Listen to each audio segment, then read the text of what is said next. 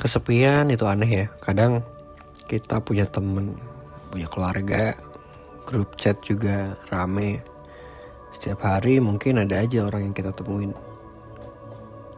Tapi entah kenapa, tetap ada rasa kayak kenapa gua masih ngerasa sendiri. Dan di sisi lain, ada orang yang bisa menghabiskan banyak waktu sendirian, tapi kelihatannya baik-baik aja. Dia bisa makan sendiri, pergi sendiri, dan duduk berjam-jam tanpa harus terus ngobrol dengan orang lain. Jadi, mungkin masalahnya bukan soal ada atau enggaknya orang di sekitar kita. Mungkin masalahnya adalah kita nyaman gak ketika cuma ditemani diri sendiri. Jadi gagasan utama video ini gue ambil dari satu pembahasan tentang kesepian, bahwa teman yang akan terus bersama kita dalam hampir semua keadaan adalah diri kita sendiri. Dan makin gue pikirin, mungkin banyak dari kita sebenarnya bukan takut sendirian. Kita takut ketika harus berhadapan dengan diri sendiri. Coba perhatikan, ketika suasana mulai sepi, biasanya kita ngapain? Ambil HP, buka TikTok, Instagram, YouTube, atau tiba-tiba merasa perlu chat seseorang. Padahal sebenarnya gak ada hal yang mau diobrolin. Dan itu juga bukan hal yang salah juga. Dan gue juga melakukan hal yang itu. Tapi kadang ketika mencari kebisingan bukan karena kita butuh hiburan, kita cuma gak mau terlalu lama berada di dalam kepala sendiri. Karena ketika semuanya mulai diam, hal-hal yang selama ini kita hindari ikut muncul. Kesalahan yang pernah kita lakukan, hubungan yang gagal, orang yang udah gak ada lagi, dan rencana yang udah gak berjalan. Atau mungkin kenyataan bahwa hidup kita sekarang belum seperti yang dulu kita bayangkan. Nah, karena kita gak nyaman menghadapi semua itu, akhirnya kita terus mencari suara dari luar, supaya suara di dalam kepala kita sendiri gak terlalu terdengar. Dan ini menurut gue yang agak bahaya. Kalau kita terlalu takut sendirian, kita bisa mulai menerima siapapun hanya supaya ada seseorang. Kita mempertahankan pertemanan yang sebenarnya bikin capek. Kita tetap berada di hubungan yang gak sehat. Kita terus kembali ke orang yang jelas-jelas gak menghargai kita. Nah, kenapa? Karena dalam pikiran kita, diperlakukan buruk masih lebih terasa lebih baik daripada gak punya siapa-siapa. Padahal belum tentu. Kadang sendirian memang sakit, tapi bersama orang yang salah bisa jauh lebih menghancurkan.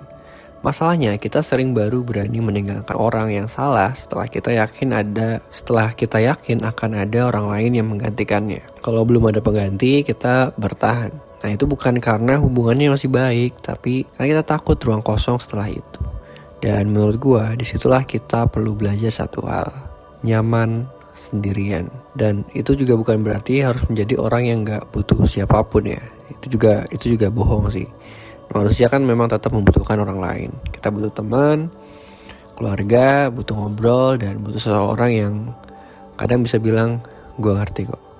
Jadi tujuan ini bukan supaya kita berubah menjadi orang yang cool dan bilang, gue gak butuh sama siapa kok. Nah, tujuan gue bukan itu. Dan kadang itu cuma tanda seseorang yang udah terlalu sering kecewa. Nah, pada akhirnya dia mutusin untuk gak biarin siapapun mendekatinya. Dan dia nyebutnya mandiri. Padahal sebenarnya memang dia takut terluka aja. Dan menurut gue, ada perbedaan antara nyaman sendiri dan menutup diri.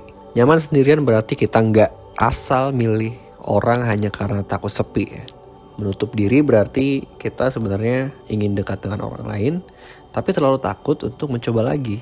Jadi bagaimana cara menghadapi kesepian? Gue juga gak ngerasa punya jawaban yang bisa berlaku untuk semua orang ya. Tapi mungkin langkah pertama adalah berhenti untuk langsung menganggap kesepian sebagai sesuatu yang harus segera dihilangkan. Kadang kesepian itu kayak sinyal. Dia tuh sedang memberitahu kita bahwa ada sesuatu yang kurang nih. Tapi yang kurang itu belum tentu selalu teman. Coba tanyain dulu ke diri sendiri.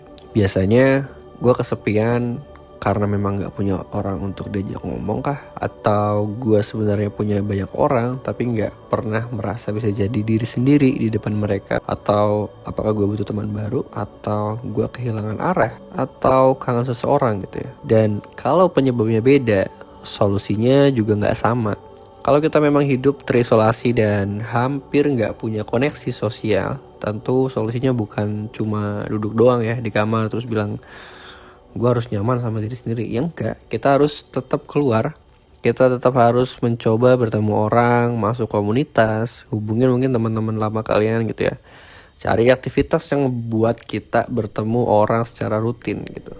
Tapi kalau kita sebenarnya udah punya banyak orang di sekitar kita dan tetap merasa kosong, mungkin masalahnya bukan di jumlah orang yang kamu kenal, dan mungkin aja karena kalian gak pernah benar-benar nunjukin diri asli kalian. Jadi kamu selalu berusaha terlihat lucu, terlihat kuat, sukses, dan terlihat baik-baik aja.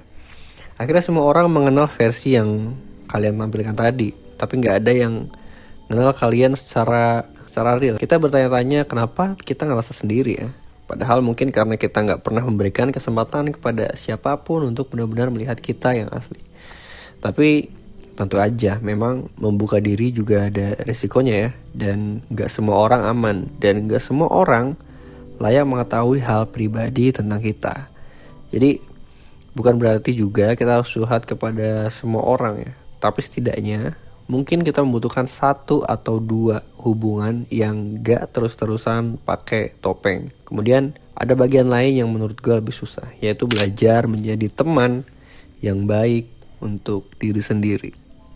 Coba pikirin, kalau lo harus menghabiskan waktu banyak dengan temen lo ingin orang itu seperti apa?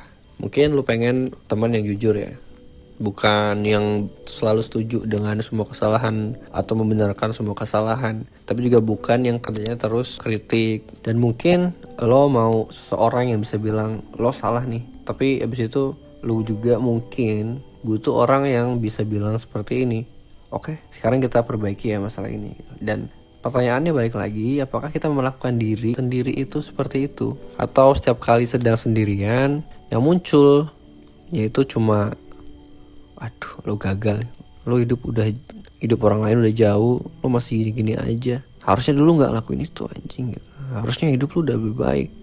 Nah, kalau setiap percakapan dengan diri sendiri isinya cuma penghinaan, ya wajar kita gak betah sendirian, gak betah kita. Siapa juga orang yang mau dikata-katain setiap hari gitu. Ya gak? Masalahnya kan orang itu adalah diri kita sendiri, bukan orang lain. Dan kita benar-benar kita gak bisa kabur gitu darinya.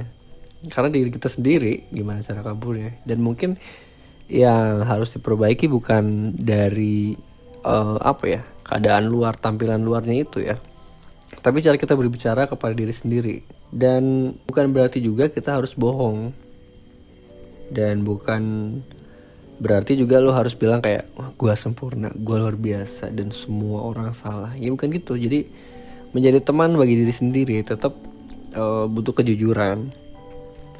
Ya kadang memang salah, kadang kita memang mungkin nyakitin orang gitu, kadang keputusan kita goblok dan bodoh, dan kadang kita ngebuang kesempatan yang datang gitu. Dan menurut gue kita perlu berani mengakui itu, dan setelah mengakui kita juga perlu berhenti menghukum diri sendiri tanpa batas waktu. Misalnya ya waktu itu sih gue salah ya, terus gue malu sih dengan apa yang gue lakuin sebelumnya, gue seharusnya bisa bersikap lebih baik gitu ya. Nah, karena kalau kita udah berubah tapi masih terus memperlakukan diri sendiri seperti versi terburuk kita di masa lalu, terus kapan hukumannya selesai? Nah, masa lalu itu perlu diingat supaya kita gak melakukan hal yang sama. Tapi masa lalu gak harus dijadikan rumah. Kemudian teman yang baik juga bukan cuma menemani kita sedih, dia itu mendorong kita untuk bergerak. Kadang ketika sedang kesepian, kita terlalu lama nunggu seseorang datang menyelamatkan kita. Dan kita mikirnya, nanti kalau gue punya pasangan hidup gue akan lebih baik gitu. Nanti kalau gue punya teman dekat, gue akan mulai keluar gitu. Dan nanti kalau ada yang ngajak, gue baru ikuti. Padahal bisa jadi gak ada yang akan datang ke lu. Dan mungkin ini kayak kejam gitu ya. Tapi mungkin kita sendiri yang harus membuat langkah pertama gitu ya.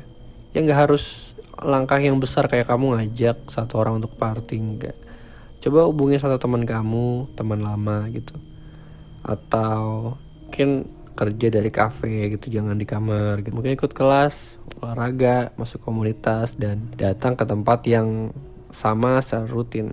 Karena kedekatan jarang langsung muncul dari satu percakapan yang dalam ya.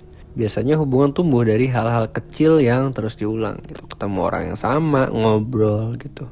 Terus minggu depan ketemu lagi. Awalnya mungkin cuma saling kenal nama gitu ya. Kenalan, kemudian mulai saling bercanda tuh.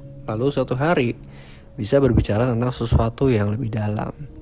Kita sering berharap langsung menemukan sahabat dekat. Padahal mungkin kita melewati fase-fase atau tahap kecil yang membentuk hubungan itu. Dan ada satu hal lain yang menurut gue juga perlu diterima gitu. Kadang hidup yang memang sepi ya. Bisa aja karena kita sedang pindah dari fase satu ke fase yang lain gitu. Misalnya abis lulus nih, pindah kota kan tuh. Terus keluar dari kerjaan gitu. Mungkin berpisah dari pasangan, dari kalian mungkin ya. Atau ketika jalan hidup kita mulai beda dari teman-teman yang lama gitu kan. Dan hidup yang lama kan udah selesai tuh. Tapi hidup yang baru kan belum benar-benar kebentuk. Dan jarak di antara dua fase itu memang terasa kosong gitu. Di masa seperti itu mungkin kita gak perlu panik ya. Kita gak harus langsung ngisi semua ruang kosong dengan orang baru, hubungan baru, atau kesibukan baru.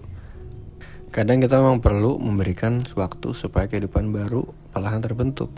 Jadi ketika kita hidup merasa sepi ya, itu gak berarti ada yang salah. Bisa jadi kita cuma sedang berada di lorong antara dua ruangan. Nah, ruangan lama sudah kita tinggalkan dan ruangan baru belum kita masuki. Dan untuk sementara kita berdiri sendirian di tengahnya. Tapi jangan juga terlalu lama tinggal di sana. Karena menerima kesepian bukan berarti menyerahkan diri kepadanya. Ada saatnya kita duduk dan memahami diri sendiri. Tapi ada saatnya kita harus bangun, keluar, lalu mencoba terhubung kembali dengan dunia. Dan menurut gua ya, cara menghadapi kesepian itu bukan memilih salah satu gitu ya. Kayak harus selalu bersama orang lain gitu, atau harus selalu kuat sendirian gitu. Kita butuh keduanya. Kita perlu belajar menikmati waktu sendiri gitu, tapi kita juga cukup berani untuk mencari hubungan. Kita perlu berhenti bergantung sepenuhnya kepada orang lain. Tapi juga berhenti berpura-pura kalau kita gak butuhin siapapun. Karena mungkin tujuan akhirnya bukan supaya kita gak pernah merasa kesepian lagi. Dan kesepian akan tetap datang. Bahkan orang yang punya pasangan, keluarga, dan banyak teman pun masih merasakannya. Tapi mungkin bedanya adalah ketika kita sudah punya hubungan yang lebih baik dengan diri sendiri, kesepian gak lagi terasa seperti keadaan yang darurat gitu ya. Kita gak langsung mencari siapa saja orang gitu untuk mengisi kesepian tersebut. Kita gak langsung kembali ke orang yang salah gitu. Kita gak langsung menganggap hidup kita gak berarti. Dan kalian kalau ngerasa sepi bisa bilang seperti ini, oke, sekarang gue lagi ngerasa sepi gitu. Ya perasaan ini nyata gitu, tapi perasaan ini gak akan tinggal selamanya. Kemudian kita bisa milih tuh, apakah hari ini kita perlu duduk bersama diri sendiri atau justru perlu keluar dan mencari koneksi. Dan mungkin itulah inti dari menghadapi kesepian. Bukan menjadi orang yang gak butuh siapa-siapa, tapi menjadi orang yang gak menghancurkan dirinya sendiri hanya karena sedang sendirian. Terima kasih sudah menonton, jangan lupa subscribe.